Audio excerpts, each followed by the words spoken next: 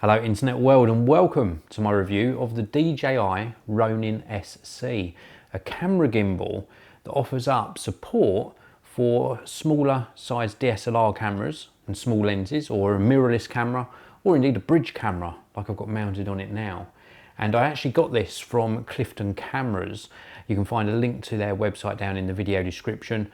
I purchased pretty much all of my camera gear from them and they do a superb job. Really good pricing, really good customer service.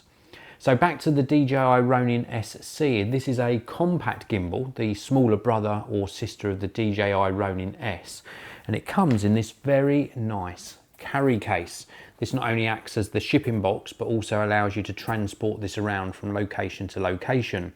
If you want to see what comes inside the box, then please do check out the link down in the video description to my full unboxing of the Ronin-SC.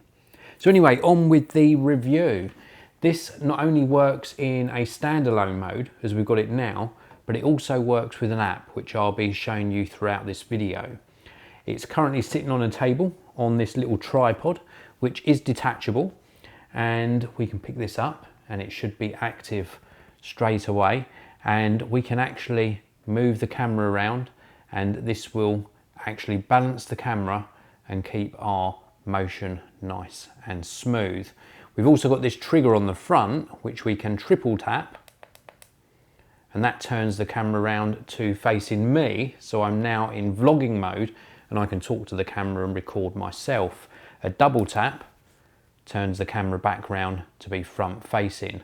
We've got various other modes as well, including this joystick on the back which I can move to actually control the camera. Everything's very smooth, the motors are super quiet, and this allows me to get super smooth footage with very minimal effort. Now admittedly this was quite difficult to balance, but once it's balanced with your camera it works extremely well. Now worth noting, there is also a calibration feature.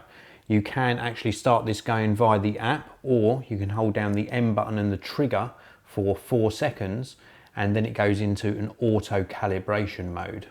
You can see the camera moving around and it's just basically getting the balance just right for this particular camera. One of the other features in the app is a virtual joystick. Here we can move this joystick up, down, left and right on the app, and you can see the camera moving in the background. We've got sensitivity options up the top here and we can choose to recenter it. Also in the app we've got options for active track. This is where we can draw a box around our subject and then the camera will track that subject and keep them in frame. We've also got panorama, time lapse, and motion control, and that last one, motion control, is really very cool. It actually follows a preset pattern and moves the camera accordingly. The one we're going to look at in a little bit more detail here though is Force Mobile. If we enable this, the gimbal is now using the sensors in our smartphone to move the gimbal around.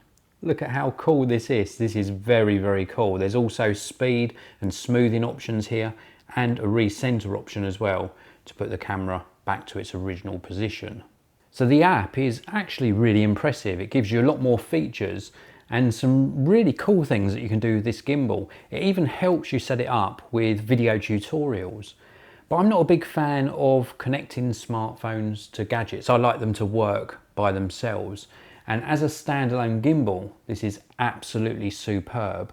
We've got so many different features in here to enable us to really get some smooth video footage. It works superbly. And for that reason and that reason alone, this is going to get my geek seal of approval. It's a fantastic product and really can take your video capture and your video production to the next level.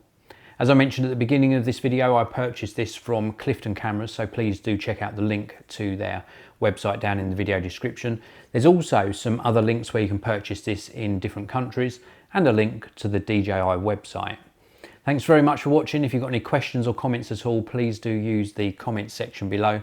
And if you enjoyed the video, please do subscribe and hit that like button. I'll see you in another one very soon.